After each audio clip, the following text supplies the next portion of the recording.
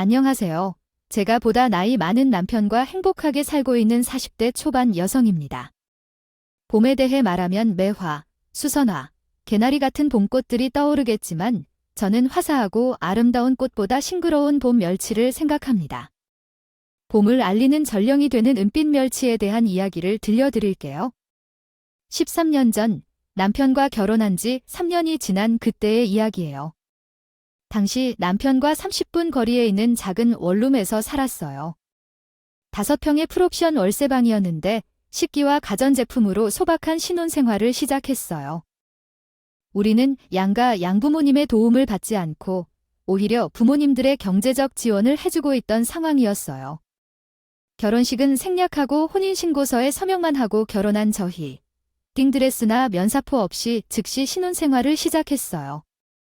친구들은 더 좋은 조건의 사람을 만날 수 있을 텐데 왜 남편과 결혼했느냐고 걱정을 했지만 그것은 운명이라 생각했죠. 그는 들어주지 않았어요.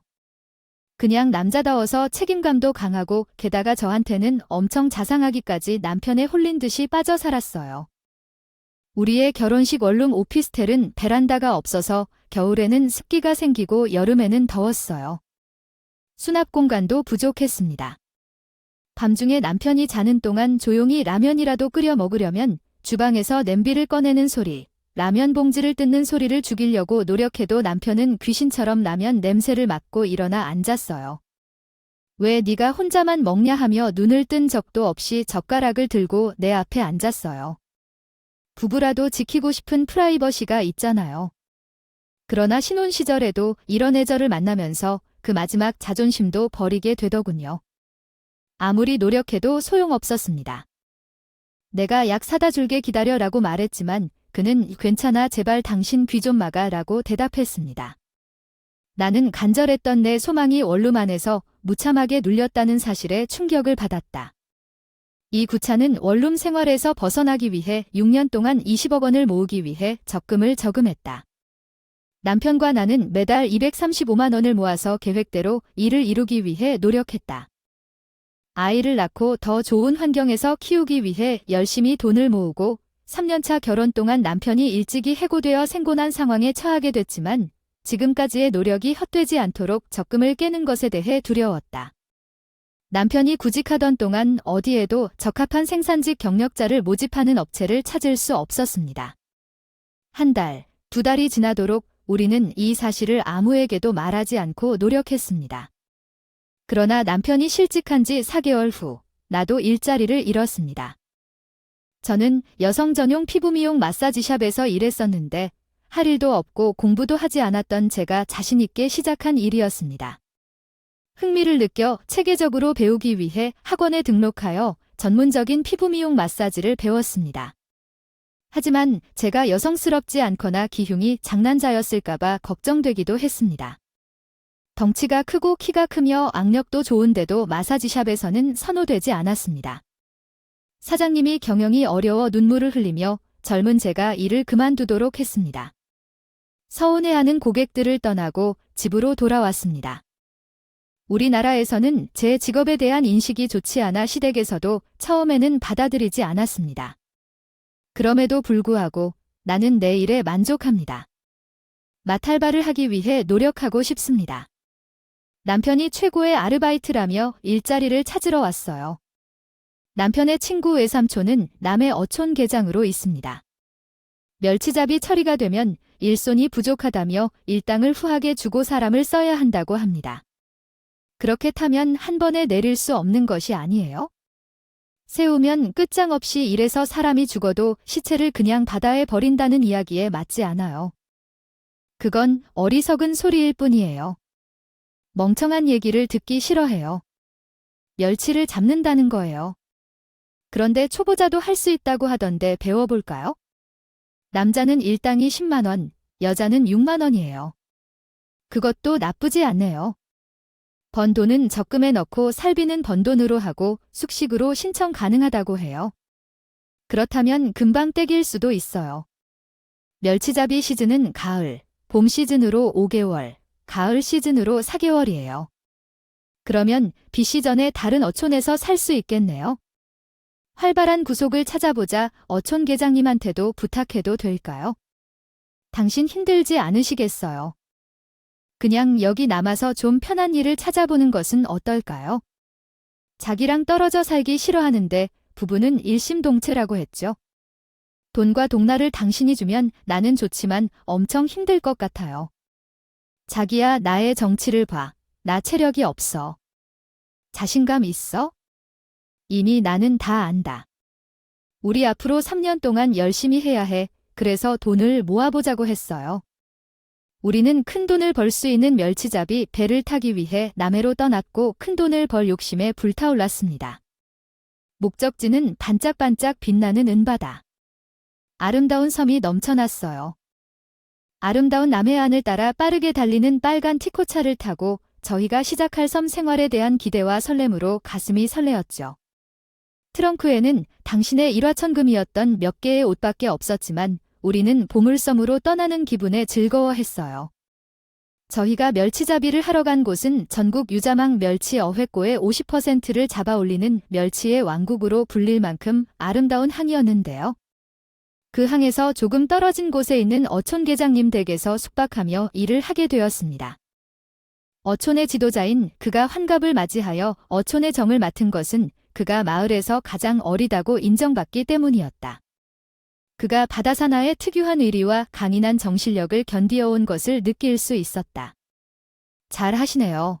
이거 말고는 없네요. 뭐부터 시작해야 할까요? 아따, 양반 성격이야. 버급한, 내 스타일이야. 아니, 오늘은 바빠서 고생했어요. 내일 새벽 4시에 만나자. 여긴 우리 마누라야. 이 어른은 정말 얼굴이 매우 하야. 안녕하세요. 부탁합니다. 부드럽고 세련된 서울 방언을 잘하네. 내가 튼튼해서 잘할 것 같아. 내일 봐요. 안녕히 주무세요. 기압이 높은 상태에서 본격적인 첫날 새벽 4시에 선박이 출항하는데 서둘러 준비했습니다. 어촌의 지도자를 따라 남편이 출항하고 저는 멸치를 삶고 건조하는 공장에서 일했습니다. 어촌의 지도자 부인이 멸치를 선별하는 법을 가르쳐 주었습니다. 이 멸치는 간이 약간해. 이렇게 해풍에 건조하면 됩니다. 이 멸치는 제일 작아. 반찬으로 내놓아도 좋겠네. 굵은 멸치가 언제쯤 들어올지 그리움이 되면서 잠깐 걱정이 되네요. 처음으로 배를 타는 남편이 배멀미를 한다면 걱정하지 않아도 돼요. 남해에서 멸치를 잡는 어부들은 어린 시절부터 부모님을 따라다니며 바다 생활을 익힌 전문가들이에요. 어부들이 해낸 일을 자랑스러워하며 언급하는 것은 어쩔 수 없는 것이죠. 그런데 남편이 배를 조종하는 모습을 보면 정말 놀랍다고 생각하지 않나요? 마치 마도로스 같다고요? 황당하다고요? 이렇게 말했는데 믿기 어려웠다고요? 거짓말 같다고요? 마지막으로 자책감이 들지만 멸치를 손수 걷어 평평하게 펴는 수작업이 굉장히 어려운 일인 것을 깨달았어요. 열심히 일하려 했지만 일의 양과 어려움은 예상치 못했네요. 남편이 힘들게 일한 모습을 지쳐한 눈에 알아차리고 배를 타고 돌아오던 그 모습이 안타깝고 아픈 것 같았습니다. 하지만 남편은 침묵을 지키며 그 자리에서 온 것입니다. 이야기는 더 말하지 않았죠. 저녁을 먹으러 가지 않고 방으로 물러가 버렸어요. 한밤중 깊은 어둠에서 깨운 나를 친구가 왜 우리가 떠날까? 자네, 집으로 돌아가자고 속삭였다. 우리는 말없이 숙소를 빠져나왔다. 한 번 약속을 지키려 우리의 차를 세운 곳으로 걸어갔다. 해안가는 어둠 속에 가로등이 없어 파도 소리만 들려왔다. 그러나 누구도 쫓아오지 않았는데 우리는 발소리를 죽이며 빠르게 걸었다. 그 순간은 도망치기에 완벽한 순간이었다. 우리는 빨간색 중고차를 타고 뒤를 돌아보지 않고 도망쳤다. 첫 번째 휴게소에서 커피를 사서 나눠 마시며 그날의 경험을 나누었다. 훈련을 받는 것은 군대에 들어간 느낌이 든다. 손으로 모든 일을 해야 해서 힘들었지만 그것을 견뎌보려 했다. 그러나 친구가 함께 간다고 해서 기쁘기도 했다. 그리고 우리가 함께 살아가야 한다고 생각하니 운명의 전화가 울렸다. 식동생이 전화가 왔어요. 시동생은 남편보다 2살 어려서 남편보다 먼저 결혼을 했어요. 모델하우스에서 부동산 일을 한다고 했는데 떴다방에서 동서를 만났대요. 동서는 시동생보다 3살 연상이고 부동산 투자로 돈을 모은 큰손이었어요. 시동생 부부는 가난한 저희를 무시하고 만만하게 봤어요. 남편이 전화를 듣다가 끊었어요. 형이 도망쳤다는 거겠죠? 내가 예상했던 대로 그렇게 말하면서 계속해서 논하다가 정말로 누구라도 했다고 하기는 아이 형제든 무슨 고기를 빼야 하겠어. 가 벽을 약하게 두드리면서 정말로 화가 난다. 그래, 왜 이렇게 하시는 거야? 내가 도울 만큼은 못 도울 정도로 팩트가 많나. 안 되겠다. 우리 그냥 다시 가자. 나는 잠깐 내 현실을 잊은 것 같다. 여기 본트를 보러 가자. 다시 돌아가서 보람을 느끼고 돈을 벌어서 가자고. 남편은 이런 식으로 손목을 다시 돌렸다. 그래서 우리는 남해로 다시 가서 아무 일도 없었던 것처럼 그 다음날 아침을 맞았다. 어릴 때부터 멸치잡이 배를 몰아온 어촌 가장님이 배를 운전하고 있으면서 우리의 새로운 남편은 도움을 줄 수 있도록 일해가며 멸치잡이를 배웠다. 어촌 가장님의 지시에 따라 노력하고 최선을 다하며 멸치잡이를 배웠다. 새벽 4시에 출항하여 그물을 던져 멸치를 가득 잡으면 배가 만선이 된다. 기분 좋게 항구로 돌아왔다. 항구에 도착하면 어부들의 바쁜 손놀림이 시작된다. 멸치잡이의 정점인 멸치 털기가 시작된다. 오랜 시간 멸치잡이를 하며 얻은 노하우로 일은 술술 이뤄진다. 그러나 멸치는 작기 때문에 손상을 입기 쉽고 그래서 삶아서 말리기 위해 손으로 하나씩 펴준다. 시간의 흐름에 따라 제품의 품질이 결정되기 때문에 신경을 쓸 필요가 있어요. 저는 매일 멸치 앞에서 일하는 일상을 보냈어요. 하루 종일 일을 하고 밥을 먹고 다시 일을 하고 저녁을 먹는 식으로 시간이 흘러갔죠. 마침내 멸치의 계절이 지나면 어민들은 잠시 쉴 수 있었어요. 남편은 김양식장에서 일을 하며 돈을 모았고 저는 마을 어머니들에게 피부 마사지를 해주면서 사랑을 받았어요. 처음에는 어머니들의 피부를 위해 감자팩을 제공했는데 어머니들이 힘든 모습을 보고 지압 마사지로 어깨를 풀어주니 너무 좋아하셨어요. 제 마사지 실력이 입소문을 타면서 어머니들이 줄을 서서 기다렸어요. 어머니들은 쑥을 이용해 건강을 유지했다고 하는데 제 마사지를 받고 새로운 세계를 경험하셨어요. 요즘은 어머니들이 제 마사지를 받지 않으면 등에 이슬이 묻어나는 것 같다고 하시죠. 부디 제 마사지를 받아주세요. 어디 가지 말고 우리 오래오래 함께 살자고 응. 아이고, 어쩜 소나기가 벌써 이렇게도 강하고 세대의 엄지손가락은 100만 불짜리 손가락 아닌가 맞지요. 제가 이곳에서 어머니분들의 인정을 받았기 때문에 세상이 감동적이에요. 항상 말씀하세요. 시원하게 만져드릴게요. 매번 공짜로는 안 돼요. 저희도 양심이 있어요. 아이들을 그냥 공짜로 괴롭히면 안 돼요. 많이 어르신들은 제게 쌀과 찹쌀, 고구마 같은 작물부터 멸치, 조기, 고등어와 같은 수산물까지 정말 많이 챙겨주셨어요. 저도 마을 어머니님들께서 알려주신 쑥 좌훈 비법을 배워서 앞으로는 좌훈과 피부 미용 사업을 하려고 합니다. 그래서 비수기에 피부 관리와 근육 마사지를 하다가 가을이 오면 멸치를 잡아서 손질하고 말리고 하는 작업이 계속되었습니다. 3년 동안 남해에서 돈을 벌고 돌아온 후원 때문에 부모님의 생일이나 제사 때에도 가지 못했지만 대신 싱싱한 멸치로 만든 고급 멸치 선물 세트를 택배로 보내기도 했어요. 시댁과 친척 가족들은 왜 그렇게 고생스럽게 살아 하며 이야기했어요. 걱정스러운 손가락질을 하며 우리를 돕려는 사람은 없었습니다. 남편과 함께 우리는 3년 동안 10억을 벌기 위해 열심히 살아왔어요. 어촌 도장님과 나이살매도 우리를 보며 부러워할 만큼 열심히 일했죠. 3년이라는 기간 동안 우리는 10억을 모았어요. 이전에 모은 1억과 함께 2억을 갖게 되어 무엇이든 할 수 있을 것 같았어요. 2칸짜리 아파트를 임대할지 아니면 제 마사지샵을 오픈할지 여러 계획이 있었어요. 목표를 이룬 성취감으로 흐뭇해하며 기분 좋게 육지로 돌아왔어요. 이 기쁜 소식을 가족들과 함께 식사 자리를 마련했어요. 오랜만에 시어머니와 사위, 부부 모임이 반가웠습니다. 3년이 금방 지나갔다. 수고 많았다고 칭찬해 주시기도 했어요. 그런데 왜 얼굴이 그렇게 탔는지 얘기까지 나와서 서운하기도 했어요. 지나친 햇빛에 탄 것인데 그라데이션까지 비교하며 살펴보기에는 좀 어색했어요. 저희 현재인 빈티 난다고 디스하는 게 아니에요. 진짜 서러워하는 거예요. 그뿐만 아니라 아주버님도 고생하셨다고 인정해 주세요. 빈티가 자주 자기 실력을 자랑하면 좋아하잖아요. 알겠죠? 저는 녀석이 놀리면 3년 동안 아무것도 바뀌지 않아요. 남편이 불만을 품으면 동서가 분위기를 바꿔주려고 이번에는 제게 주목했어요. 형님은 여전히 건강해 보이시고 뭔가 새하얀 말 같은 느낌이 드네요. 동서가 왜 그러는지 모르겠어요. 저 때문에 긴장돼요. 제 방법은 곰과 여우 같아요. 제 키는 크고 남자다운 체격인데 동서는 키도 작고 아담해요. 머리도 여성적이라 아름다운데요. 최근 쌍꺼풀 수술을 했더니 더 아름다워졌대요. 그래서 우리 둘이 나란히 섰을 때 어디 가지 공주와 시녀 같아요.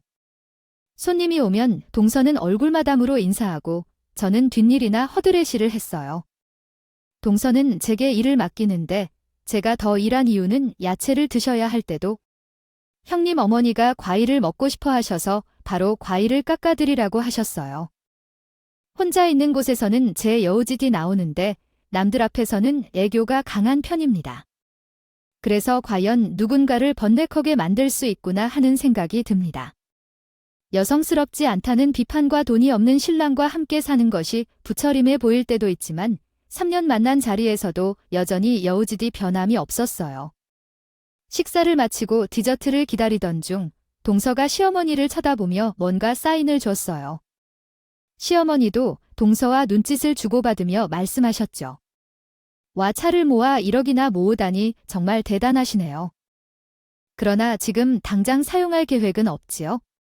현재는 집을 샀거나 가게를 시작하는 것이 고민이시군요. 그럼 좋죠. 그 돈을 우리 둘째한테 빌려줄까요? 상혁이가 이미 많이 빌려갔는데요. 재개발을 위해 아파트를 사야 하는데 돈이 묶여 있어서 현금이 부족하다네요. 형님 도와주셔서 한 달 뒤면 다 갚을 수 있어요. 그래. 나는 재개발이 성사되면 돈을 받을 테니 걱정 마세요. 형이야, 우리가 장기 투자용으로 많이 묶여 있어서 돈이 없는 게 아닌데 이것만 좀 도와줘. 아이 통기 좋다는 게 뭐야? 이럴 때 서로 돕는 거란다. 시어머니가 부탁하시니 나도 가만히 있을 수 없더라고. 얼마나 필요한 건데요? 너희 돈이 얼마나 모자란다고 했니? 어머니가 1억이요. 형님, 타이밍도 기가 막혀요. 우리를 도와주려 계시라도 내린 것처럼 1억을 버셨잖아요. 이런 건 신의 계시 같은 거 아닐까 싶어. 신의 계시 같은 소리 하고 있네. 하고 싶지만 시부모님 앞이라 차마 그러지 못했어. 시아버지는 너무 많은 돈 필요 없다고. 1,000만 원도 충분해. 무리하지 말고 적은 액수로 투자하면 마음도 편하고 수익도 오를 텐데 하시면서 동서 내외에게 돈을 빌려주기를 바라셨어. 부동산 중개업을 하는 동서는 부동산도 꽤 있는데 헐값에 팔기 싫어서 우리한테 돈 빌려달라 했던 거야. 남편과 전 시부모님의 부탁을 거절하지 못하고 모은 1억을 동서 내외에게 빌려줬어. 형님, 정말 고마워요. 내일 아침에 만나요. 잠이 깨자마자 제 형 주택 쪽으로 먼저 절하겠습니다. 받아주실 마음으로서 저희가 부려온 마음입니다. 이런저런 사정이 있고 한 달 뒤에 갚겠다고 하니까 제가 드리는 것입니다. 이 돈이 어떤 돈인지 알아주실 테니 무슨 일이 있더라도 갚겠습니다. 멸치를 잡아서 모은 돈을 우리는 건방지게 사용하지 않습니다. 2배 아니면 3배로 갚겠습니다. 그런데 동서 내외는 처음 돈을 받아갈 때는 감사하겠다며 인사를 하고 오만 주저앉아 있었습니다. 한 달이 지났는데도 소식이 없이 그냥 모르는 척했습니다. 시어머니의 환갑을 축하하기 위해 함께 여행을 다녀왔는데 그동안 찾아오지 못해 죄송하여 부모님의 비행기 값까지 우리가 지불했습니다. 여행 경비가 추가로 40만 원이 더 들었고 동서에게 그것만 보내기 위해 요청했지만 당장 현금이 부족하다는 대답이 돌아왔습니다. 이 정도면 40만 원은 어떻게든 되지만 대여받은 1억 원을 빨리 갚으면 좋겠는데 이제는 형이 죽어도 돈이 없으니까 가물가물해요. 빌린 돈은 언제 갚을 건데? 동서가 돈을 참으로 많이 남몰에 욕심을 내어 그러는 거고 우리는 바로 가게 매입 비용이라던가 하다 보니 그러니까 너무 돈을 어지럽힐 필요 없고 현재로서 집 사고 가게 비용을 갚는데 급한 일인데 실제로 돈을 떼먹는 사람인 것만 같은 소리를 하지 말아주세요. 우리에게는 현재 돈이 없어서 못 1개월 후 성사원하면 갚을게요. 그게 마치 낮과 밤이 있는지라. 그들은 돈을 갚으면서 동서 내외가 사는 걸 보면 별로 어려울 게 없어 보였어요. 본인들이 살 것 쓸 것 놀고 다니고 싶은 거 다 하고 사는 거죠. 명절 때 시댁에 갈 때도 언제 살 것인지 모르겠지만 동서가 몸에 두르고 오는 명품 가방이나 굳은 스카프 액세서리를 보며 정말 벨이 꼬이고 빈정상하고 부하가 치밀었습니다. 나는 동서를 볼 때마다 빌려준 돈이 떠오르는데 동서는 빌린 돈을 까마득하게 잊고 살 것 같았어요.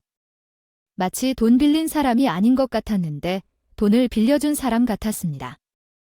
당신을 대할 때도 최소한의 거리낌도 없이 마치 돈을 빌려준 사람 같이 되었는데 정말 치사한 얘기지만 빌린 돈 다 갚을 때까지는 자기 돈 자랑을 하면 안 되는 거 아닌가요? 나라면 미안해서 몰래 소고기를 구워 먹고 몰래 명품을 들고 다닐 텐데 동서 내외는 전혀 그러지 않았어요. 날이 갈수록 동서는 새 가방이나 쇠구두를 걸치고 자랑하는데 동사의 화려함이 더해갈수록 제 속이 새까맣게 들어갔습니다. 그러다가 어느 날이었어요. 모처럼 시부모님이 잔치국수라도 삶아 먹자며 우리를 불러서 시댁에 갔는데요. 동서는 멸치를 손질하고 있더라고요. 나는 동서에게 다가가 자신도 멸치를 손질하는데 나를 본 동서는 손을 탁탁 털며 일어나 시동생 옆으로 빨리 뛰어갔어요. 여보, 냄새 맡아봐. 뭐야, 나 지금 멸치 똥 따다가 이제 풀려났거든 라고 동서가 말했어요. 나는 멸치 똥이란 걸 들으면서 속이 미식거려 죽을 것 같았어요. 냄새만 맡아도 그러니까 당신 오늘 감사한 줄 알고 먹어 알겠어 라고 내가 대답했어요. 그때 고생한 동서에게 감사함을 표현했죠. 하지만 나도 모르게 큰 소리를 질렀어요. 그깟 멸치똥이라고 함부로 다루면 안 돼. 그렇다 해도 멸치 내장이나 멸치똥이나 그게 그거죠. 별거 아닌데 왜 그런 걸로 고생해라고 나름 불만을 토로했지만 동서는 멸치를 손질하는데 얼마나 많은 사람들이 노력을 기울이는지 이해하고 있었어요. 말이하고 운반하는 많은 사람들 중 명품 멸치로 오해한 사람이 꼭 있어요. 알았어. 이 멸치 아니고 멸치 내장 그만 좀 하세요. 전 분노하며 굳건히 멸치 육수를 내고 국수를 삶아서 가족들에게 먹였어요. 늦게 오는 남편이 맛있다며 2그릇을 비웠죠. 가족들 식사를 마치고 난 후 동생 애와 빌린 돈 이야기를 조심스레 꺼냈습니다. 저기 돈을 빌렸던 지 벌써 1년이 다 되어가요. 한 달에 돈을 갚는다고 했더니 기다렸는데 안 갚고 2달 지날 땐 더 시일이 걸린다고 하셨어요. 저희도 계획이 있어서요. 형부 어머니가 말했습니다. 이거 너무한 거 아니야? 좀 도와주는 셈 치면 안 돼. 서방님은 대답하였습니다. 400만 원이면 되죠. 그럭저럭. 이거 1억이야. 정말로 그런 형제들이 많아. 어이가 없다. 시어머니도 같은 반응을 보였습니다. 조금만 기다려주시라는 거예요. 아이들이 돈이 없어서 그러는 거예요. 자금이 묶여 있어서 그렇잖아. 다 좋다고 하는데 너희가 좀 봐주시라고요. 그런데 이건 아니잖아요. 저희가 어떻게 모은 돈이냐고요. 바다 바람을 맞으며 멸치를 잡아 힘들게 모은 돈인데 저희도 나름 계획이 있는데 왜 당당하게 돈을 갚으라고 말하지 못하고 이런 포대점을 받는지 너무 불쾌하잖아요. 그래서 남편과 제가 머리를 싸매고 의논한 끝에 결단을 내렸습니다. 바로 동서 내외를 멸치잡이 배에 태워 참교육을 시키는 거였어요. 그러기 위해서 동선의 회를 배 위에 태워주는 일이 관건이었어요. 우리는 시동생네 부동산 사무실로 찾아갔습니다. 그리고 돈을 당장 갚지 않으면 사기죄로 고소할 거라고 울음장을 놓았어요. 내 아는 지인도 빌려간 5천만 원을 안 갚고 쌩까서 고소했는데 지금 교도소에서 복역 중인 걸로 알아요. 배짱 좋게 굴다가 돈도 갚아야 되고 징역도 살아야 될지 몰라. 그러니까 정말 할 때 갚아라 형 하는데 현금 승기는 바로 갚을 거라니까. 그렇게 기다린 게 자그마치 1년이에요. 한 달 뒤, 2달 뒤 돈을 갚겠다 하면서 벌써 1년째 돈을 갚지 않고 같은 말만 반복하고 있죠. 이렇게 차일을 필 미루는데 어떻게 믿을 수 있겠어요? 정말 너무 잘하시네요. 우리 사정 좀 봐주시면 안 돼요? 저는 변호사 사무실에서 사기 혐의로 고소할 수 있다는 사실을 발견했어요. 저기, 돈을 빌렸던 지 벌써 1년이 다 되어가요. 한 달에 돈을 갚는다고 했더니 기다렸는데 안 갚고 2달 지날 땐 더 시일이 걸린다고 하셨어요. 저희도 계획이 있어서요. 형부 어머니가 말했습니다. 이거 너무한 거 아니야? 좀 도와주는 셈 치면 안 돼. 서방님은 대답하였습니다. 400만 원이면 되죠. 그럭저럭. 이거 1억이야. 정말로 그런 형제들이 많아. 어이가 없다. 시어머니도 같은 반응을 보였습니다. 변제 기일이 이미 1년이 지났는데도 매번 지불을 미루면서 돈을 빌릴 때부터 상대방이 갚을 의사가 없는 것으로 의심되어 형사고소가 충분히 가능하다고 합니다. 정말 이러네요. 너무해요. 1억을 맞춰야 하는데 가압류가 들어가기 전에 빨리 돈을 갚으라고 몇 번이나 말했는데 상대방이 돈이 없다고 하더군요. 그래서 변호사가 멸치를 잡으러 가는 보물섬에 돈을 빌려갔던 인간들을 데리러 왔다는데요. 돈을 받을 수 있는 방법이 있다면 내놓으라고 해야겠어요. 그리고 또 다른 2명도 배에 타도록 허락해야겠죠. 완전 좋네요. 여기 사는 사람들이라면 믿을 만하겠죠. 하지만 사실은 제 동생이었어요. 그는 시동생에게 모은 돈을 1년째 받지 못하고 있어 억울하다고 말해왔죠. 그래서 동서를 동원하여 돈을 갚을 수 있도록 계획을 세웠습니다. 어촌 계장님은 상황을 잘 파악했다며 잘 됐네. 아구리가 진짜 바다사나이들의 참 교육 맛을 제대로 보여주지라며 동서 내외의 탑승을 환영했습니다. 시동생도 형사처벌 받기 싫다며 가기 싫다고 나서며 억지로 끌고 와서 멸치잡이 배에 몸을 싣게 했습니다. 그리고 여자라면 방송국 리포터나 연예인 아니면 태우지 않는다는 우리 동준호 선원들에게 양해를 구하고 멸치잡이 배에 이를 요리 담당으로 탑승했어요. 하루 5끼를 먹어도 힘든 삶의 현장에서 선원들이 먹거리를 준비하는 것은 쉬운 일이 아니었습니다. 그래서 저와 동서의 등장에 뱃사람들은 기뻐했습니다. 동서는 요리를 못한다며 당장 꺼져 호통을 쳤는데 갑자기 토하기 시작했고 통진우 선원들은 동서에게 신경을 쓰지 않고 있으며 제 친구에게 말했죠. 저 앞에 나는 누군데 저렇게 성질이 있어? 아, 싸가지 장난 아니네. 하면서 궁금했고 어촌 계장님이 우리 민사장 돈 떼먹은 거지 하고 말을 끊었지만 모두들 즉시 이해하고 마치 연기를 하는 것처럼 갑자기 험악한 표정을 지었습니다. 막장 드라마에 등장하는 장기 받으러 온 사채업자들처럼 인상을 팍 쓰며 돈을 빌려간 주제에 상전 노릇을 하는 그들은 너무나 자기난 태도였어요. 잘 왔네, 잘했어. 오늘 여기서 인생 공부 제대로 하고 가자 하며 으름장으로 동서는 하얗게 질려서 뒷걸음질 치더니 자기가 구토한 오물에 미끄러져 쿵하고 엉덩방아를 터뜨렸어요. 시동생은 밧줄 가까이에서 어정쩡하게 서 있다가 어촌 계장님께 혼쭐이 났습니다. 야, 이 새끼야, 죽으려고 한장했냐? 아, 베이비에서 가장 무서운 게 밧줄인데 왜 그 옆에 서 있어? 여기에 다리 걸리면 공중부양하고 아니면 다리가 으스러진다고? 아, 이 새끼, 진짜 꼴통이네. 그날은 생활이 많이 파도가 많이 치는 날이라 배가 금방이라도 뒤집힐 것처럼 출렁거렸어요. 동서는 하얗게 질린 얼굴로 식당 앞에 세워둔 풍선처럼 이리 갔다 저리 갔다 흔들리다가 마침내 우웩하고 구토를 시작했죠. 속을 비우고도 몇 번을 더 헛구역질한 동서는 좀비처럼 혈색 없이 주저앉았습니다. 여기는 어디, 나는 누구일까요? 멍한 표정으로 바라보며 동서의 고급 등산복은 바닷물과 우물에 질린 채 범벅이 되어 있었습니다. 그때 갑자기 등장한 멸치떼와 파도가 칠 때마다 굵직한 멸치떼들이 속수무책으로 올라와 있었습니다. 뭐 하는 거야? 그물을 올리지 않고 멸치떼가 많을 때 물에 빠져도 안 빠지는데. 아이 참 멸치들을 쿠션 삼아 다시 갑판 위로 올라오면 된다고 하지만 거짓말하는 거 아니냐?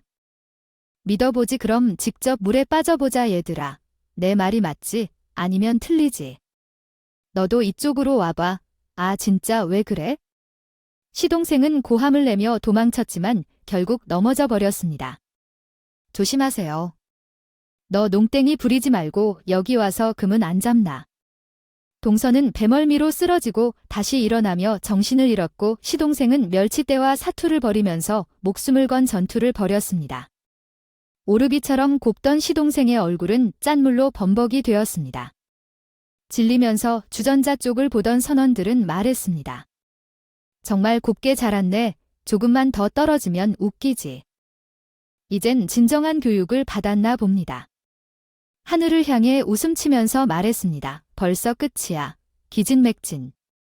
두 사람의 정신없는 모습을 보며 여자와 남편도 머리를 저렸습니다. 동서가 해에서 일렁거리는 모습이 너무 귀엽고 그 모습에 홀린 나는 발목을 쥐고 삶을 탄탄하게 버텼습니다. 형님, 부탁이니까 말 좀 들어주세요. 제발요. 지금 돈 갚아드리겠어요. 돈이 묶여있고 현금이 없다며 여기서 어떻게 갚을 것인가요? 비꼬듯이 말하는 나에게 동서가 팔자고 하니 팔라고요. 아파트는 팔자고요. 그 목표 금액을 채울 때까지 거친 파도를 이겨냈습니다.